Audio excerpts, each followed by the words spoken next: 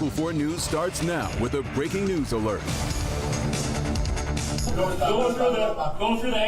We begin with breaking news and that body cam video from Warren police showing exactly what happened after a shootout and chase with a man suspected of assaulting his girlfriend and then firing at officers.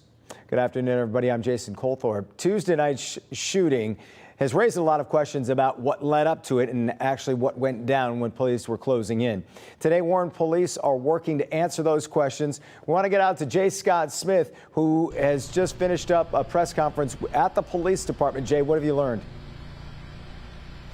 Well, yes, good afternoon, everybody. And this press conference was meant to address what the police were calling false media narratives, but it also sought to address a lot of questions and inconsistencies surrounding what happened early on Tuesday morning that eventually led to the death of 32-year-old Rakim Wright.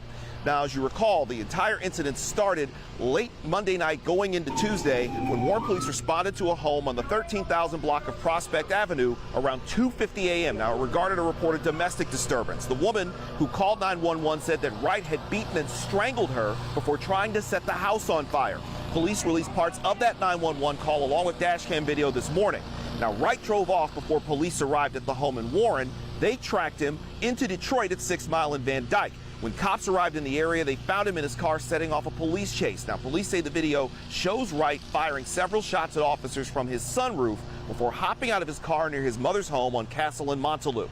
The police say he was shooting at officers before he was found dead in his mother's backyard after officers say he appeared to take his own life. Warren police say they likely prevented a domestic violence killing that night. I think you see somebody on video here who's armed with a handgun around his children, who decides to set the house on fire, and you hear smoke alarms calling or going off in the back of a 911 call. I think when you look at all of those objective facts and you hear the trauma, the fear in the victim, which we all heard here today, I think it's very clear Mr. Wright didn't factor any of those considerations in. I think when you look at this as a totality, this is absolutely an escalation of behavior. And quite frankly, I think our officers likely were out there preventing a domestic violence homicide from occurring. Now, we did ask the police about what point did they notify Detroit police that they were coming into the city to attempt to apprehend Wright. They say that they made that call to dispatch 30 seconds after they got into the city. The Detroit police, along with the Michigan State Police, are currently investigating this incident. And coming up at 5, we'll have more on the video that shows the possible self-inflicted gunshot wound that left Wright dead in his mother's backyard.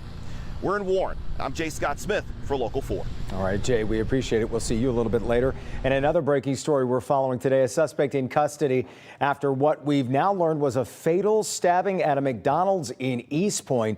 Police say this all began after a dispute between two co-workers, and a bystander was able to hold that suspect at gunpoint until police got there. Let's get to Noelle Friel, who is live with the latest on this. Noelle? Yeah, Jason, this incident happened just before 8 a.m. this morning. Take a look. You can see the restaurant is still closed down and still taped off by crime scene tape. Police say that this all started after an argument between a manager and an employee that ended in the employee being sent home early.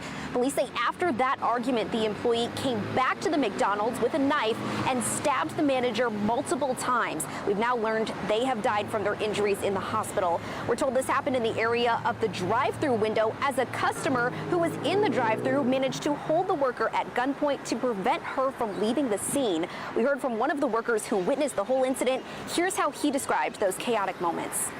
When I came out the freezer, I heard a bunch of commotion. You know, a couple of girls came by screaming and hollering.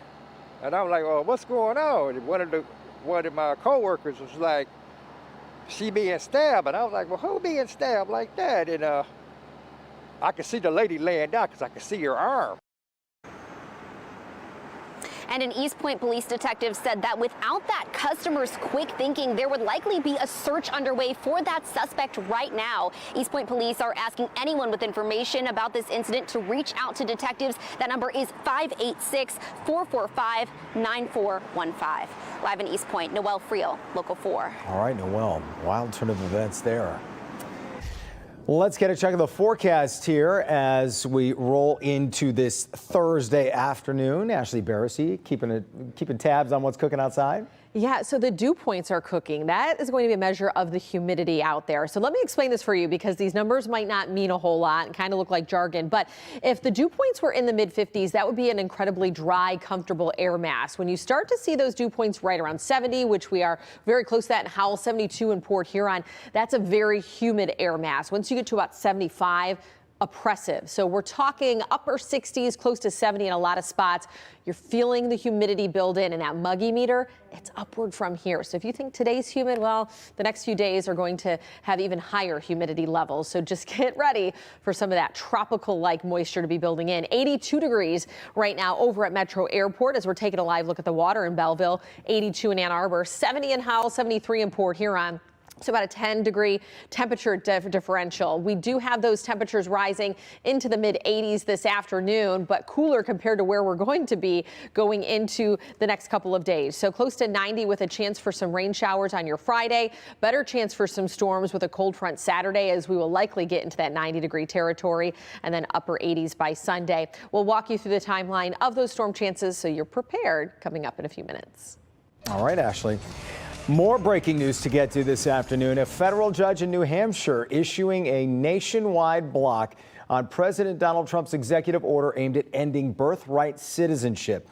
Now, in the last 30 minutes, the judge certified a class action lawsuit on behalf of all children affected by the president's executive order. That order stops enforcement of the president's policy indefinitely. A written ruling is expected soon with a 7-day stay allowing time for an appeal. So stay tuned to that one.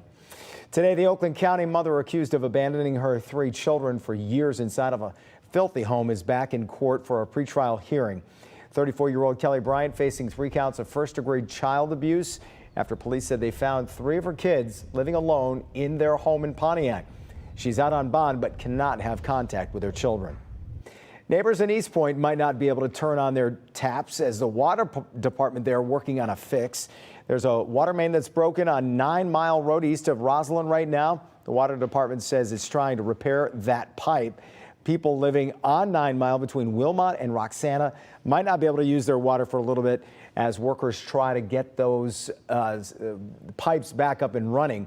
No word yet on a timeline, but we'll keep you updated.